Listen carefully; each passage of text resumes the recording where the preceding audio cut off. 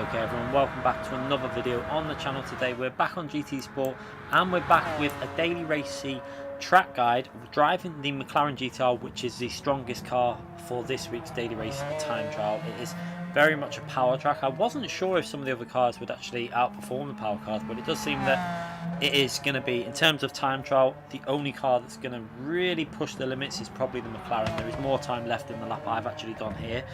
We'll point out some of that during the track guide. Also on this video today we're going to be showing you the strategy for daily race C. I have done one race with this car. Now the thing with this is I wasn't sure whether this car would be particularly as strong in the race, but it does seem to be reasonably okay. Although what I will say is in the race it does seem like more variety of cars are possible, especially when you factor in slipstream. However, obvious strong point of the McLaren is its insane top speed. This car is pretty much unpassable down the straights. Even if you get a slipstream, if they go defensive, you're probably not going to get past the car unless you're in a McLaren GTR also.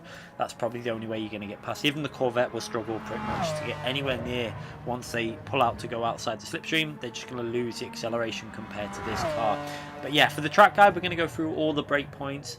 A very nice track, I have to say. I do like the flow of this track. It's probably my favourite non-real track on the game. So yeah, I do enjoy the flow of it, and I'm looking forward to doing some more races probably on stream, depending on what is going on with people. We've got a lot of repairs to get sorted in the house. We're not sure if we're going to be getting live today, but yeah, I wanted to get this guide out for all of you so you can see the strengths of this car and obviously how to get the most out of it for time trial. So starting your lap, obviously the final corner is completely flat in whatever car you're driving. Now we're going to work our way down the straight, shifting up into 6th gear there.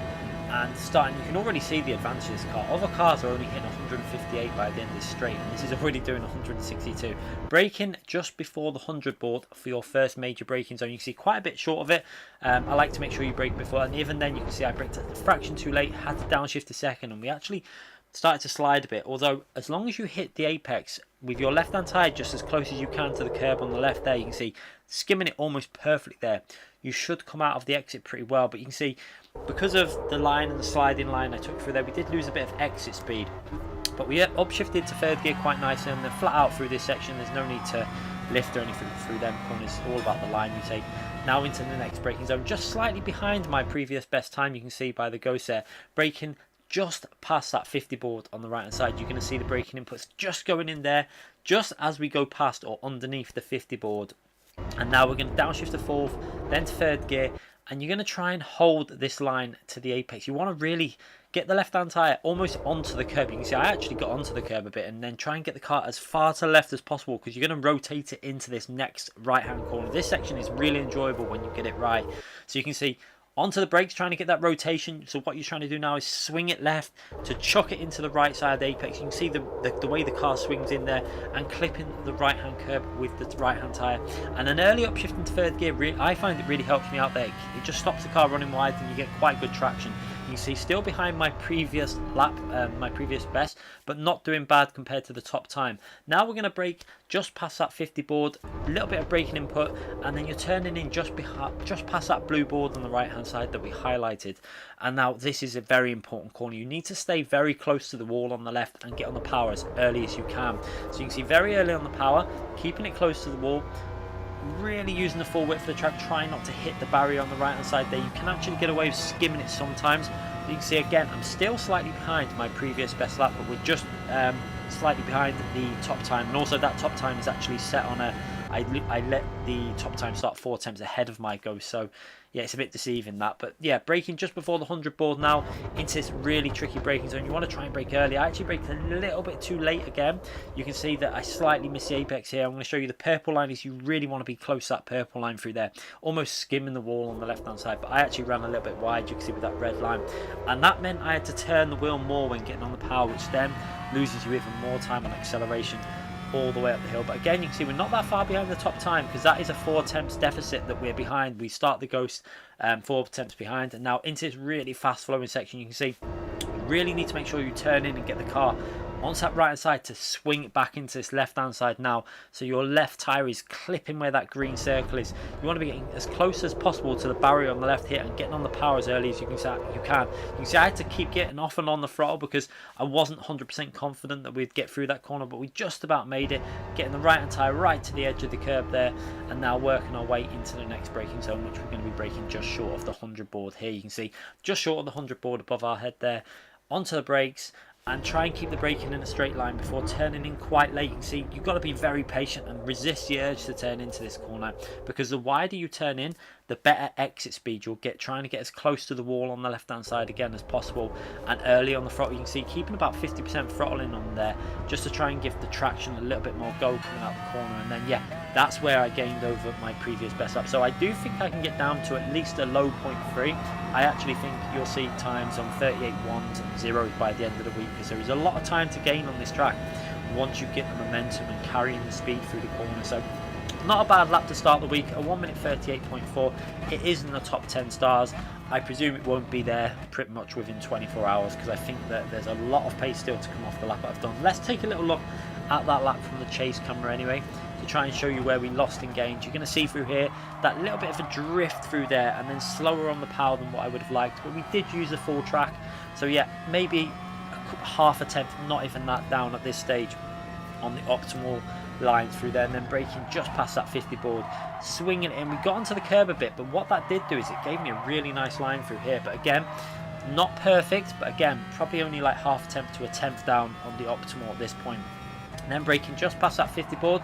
This line was pretty solid through here, close to the wall, on the power nice and early. Possibly could have took a little bit more speed and carried it a little bit closer to the barrier on the right hand side, but again, like I say, it wasn't bad at all. And then working our way down into this heavy braking zone. This corner is where I think I lost at least a tenth really, because you're going to see how far away from the apex I was here.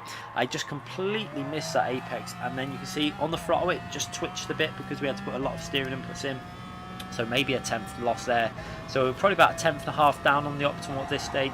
And then through here, not bad again. We got pretty close to the wall. There is a little bit of time to be gained through there if you really want to push the limits.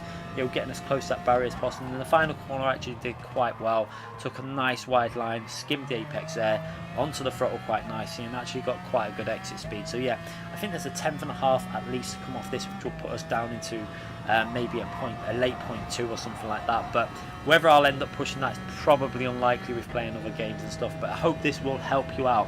But we'll take this car now into the race, and let's see what the McLaren can do in race conditions.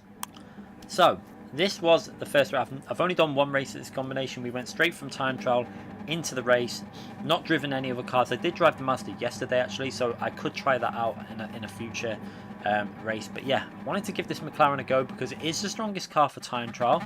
Not many people are actually using it for the race. That was quite worrying at the start. However, I think what you're going to see is that the McLaren is actually a pretty solid choice for the race as well. As long as you can just put up with a bit of rear tyre wear, it should serve you quite well. So I wasn't sure which way to go with the brake bias at the start. For our qualifying lap, we actually ran 2 to the rear. Car drove really well in time trial like that. So for the race I started with 0, but what you'll find is that I probably should have went straight to -3 for the race. I think -3 on the soft tyres, and then -2 or -3 again on the medium tyres for the second stint is perfectly fine. Now this race is a 10-lap race. You need to use both soft and medium tyres. So the options are there to do a 50-50 divide, or if you're going with a car with better tyre wear, you can probably extend that soft stint to 6 or 7 laps. But here's the big thing. It is, with this track being not too many corners, as you can tell, it's a lot of power zones. A little bit like Monza, very powerful, like power tracks, don't tend to have a big deficit between the medium and soft tyre. And yeah, this is why I think this McLaren is actually will work in the race, because you can just split your strategy 50-50 and it will do quite well. So you can see the Corvette behind us, not really, as soon as he goes out of the slipstream, he's not able to get into an overtaking position. Then out of this corner, you see good traction from the McLaren. And then through here, the one thing I will say about the Corvette is when you're following another car in the dirty air and you're going through a 4th gear corner, you just struggle because that Corvette will not grip. You can see behind us we gained quite a big chunk of time there, and then into this final corner, nicely on the brakes, not really pushing the limits because I had no idea what the car would drive like with fuel at this stage. This is our first race, jumped on just to see how we get along, and we broke the slipstream straight away there to the Corvette. And also you can see that the Aston Martin behind us, not the newer Aston Martin, the old Aston Martin, has actually jumped a position there, and that's actually is now in P2. So yeah, this is another car that looks quite viable for this race. It's the Aston Martin, the DB9, I think it's the DB9 or something like that, the GT1 car. So that is another car that does seem very worth a go. It's obviously got quite good top speed, but the McLaren, again, I still think, while the tyres are good, it's definitely the strongest car. There's no question of that from the time trial. But again, there are other options like the Mazda that can go longer on the soft tyres, probably do 6 or 7 laps on the soft tyres. And again, if you're starting on the mediums, if you're starting further back down, you may want to do 3 or 4 laps on the mediums and then 6 laps on the softs is what I think is going to be the strategy. As you can see, we're on our first proper lap now, not really pushing the limits, as not really 100% sure at this stage how aggressively you can drive that. We went to -4 brake bias because that first lap was done on 0, and I could see straight away what I noticed was that the rear tyres were wearing a lot quicker than what I would have liked. So I went straight to -4 to try and counter that a bit, and then back down to -3 now. And I think we kept it between -3 and -4 for the first stint on the soft tyres, and then on the second stint I kept it on -3, I think, for the medium tyres. So yeah, you can see at this stage the car's driving well. When the grip's there, this McLaren is really nice. It's not the best car through fast corners, but what it is it's just got insanely good top speed, and it actually suits this track because of the nature of some of these corners, these slow second and third gear corners. The McLaren actually has quite good traction, I found, and you get on the power quite early, and that's probably why it's doing quite well around this location as well as we work our way down the main straight. You can see we're going to go over the line with full fuel, our first ever lap with fuel, and it's a 1:39.9. Not anything amazing. I do think we could have knocked 2 tenths off that, at least 2-3 tenths off that. Obviously, if I would have been a bit more brave on some of these areas of the track, but yeah, our first lap with the full fuel, and it's not a bad lap at all. You can see the car seems to be driving quite well still. We're on lap 3, and it's driving okay. So we're going to skip ahead to lap 5 now, and you're going to see the tyres are starting to wear. You can see the rear tyre wear with that -3, -4 brake bias. You can see it actually went down to -4 because it started to get a little bit strong, the tyre wear on that rear right hand tyre. So yeah, you can see the tyre wear starting to kick in, and this is the strategy call that I made with this car, was just to divide it straight down the middle. 5 laps on the soft, 5 laps on the medium, and I think that is actually quite a good choice for this car, because the medium, if they can last 5 laps around here on the softs, you know 100% that the mediums are going to do even better, because the mediums will last that a little bit longer anyway. So it seems like quite a good call to do that strategy with the McLaren GT. I do think that other cars that are particularly good on tyre wear, so your Mercedes maybe, Mercedes AMG, I don't know how that car would do here, I don't know how the top speed would be, but other cars like Aston Martin could be worth a try here, maybe doing a 6-4 divide, 6 on the soft. The Mazda, the Vision Mazda, probably do 6 or 7 laps on the soft tyre and 3 or 4 laps on the medium. You can see we speed up the pit lane there, and we come out the pits into a nice little bit of clean air. So what you're finding is, because of this new pit lane system, the people at the back of the grid that are starting on the mediums probably are pitting on lap 3 or 4. So you can actually pit on lap 5 quite safely with the McLaren if you're starting at the front, because you're going to come out into clean air. So we skip ahead now to the end of the outlap, and it'll be interesting, where do we come out to the PR1 driver that was behind us all the way through the first stint. And you can see he's just coming out the pit lane there, and that's going to put him about 1.5 seconds behind. So that was actually including quite a little bit of a mistake I made on the outlap on that lap. I made a little error that cost me about 3-4 tenths. So we would have probably been about 1.9 seconds or something like that ahead, and that should be fine, because like I say, the medium tyres are not going to fade as quick. The McLaren actually feels pretty nice on the medium tyres as well. This was our first ever laps driving the mediums as well. That's why our first outlap wasn't the best. I wasn't sure where the grip would be, but what I will say is the McLaren feels pretty strong on the medium tyres. It'd be interesting to try other cars on the mediums like the Mazda Vision and stuff, but yeah, the McLaren felt quite nice, quite stable, could still carry the speed through the corners, and the tyre wear felt pretty decent.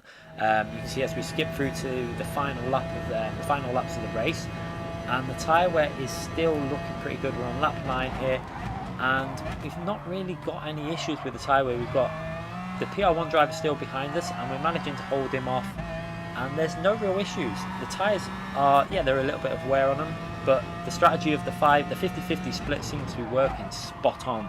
I think that is the advice I would give you for if you're going to go with this McLaren. I think 50-50 divide if you want to push fairly aggressively. If you want to do a bit of tyre saving, you might be able to get 6 laps out of the softs, especially if you start the race on the mediums. I think then you could probably do the 6 laps on the softs with the lower fuel, and that'll obviously help the tyres out a bit. But other cars will probably, I think, like your Porsche, if anyone's going to try the Porsche out, I wouldn't recommend them type of cars because it's a lot of top speed zones. But if you are going to try out the cars that are better on tyre wear, like the Persia and Porsche, they probably would get 6 or 7 laps out of the soft tyres around here, because I think the tyre wear ratio is ×8. There's no fuel to worry about. It's completely flat out to the finish. But yeah, I do believe the power cars are going to be the cars to go with. The Corvette seems okay, although what I will say is the Corvette doesn't seem very good in the slipstream when following through these fast corners. But then again, so a lot of cars will suffer with that. But I think the Corvette is one car that I always notice when you're in the slipstream and following another car in dirty air, that car really understeers. So from this race, I think the McLaren is perfectly viable for the race, so you can time trial it and you can race it as well, and it will serve you quite well. It drives similar to the time trial, even with the tyre wear on. As you see, we come to the final lap now, and we've got that gap quite consistent there, up to 1.5 seconds. The final lap, just made sure we drove it pretty safe. No real big moments, and we're keeping the lead at this stage. So we're going to skip ahead now to the final few corners. You can see we managed to hold that lead. Took it quite easy on that final lap on the mediums. Obviously the PR1 driver had 1 lap fresher tyres, but it didn't seem to make that much difference. The McLaren felt pretty solid. There was obviously tyre wear there, but it was still, you had plenty of grip there to hold them off. And like I say, I think that you'll find that a lot of cars they might be able to catch you in the slipstream, etc. But I think passing the McLaren will be extremely difficult for the majority of cars.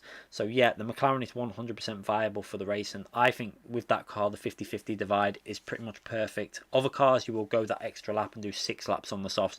And like I say, if you're really good on tyre wear, you might want to do 3 laps on the mediums and then jump onto them softs for 7 laps with the lower fuel. I hope this has given you some advice for the race. Hopefully the track guide has helped you improve your lap time. Do let me know in the comment section if you've improved your lap, if it's helped you out. I do like reading that. And obviously if it's helped you out, make sure you hit the thumbs up and subscribe to the channel. Thanks again for watching, everyone.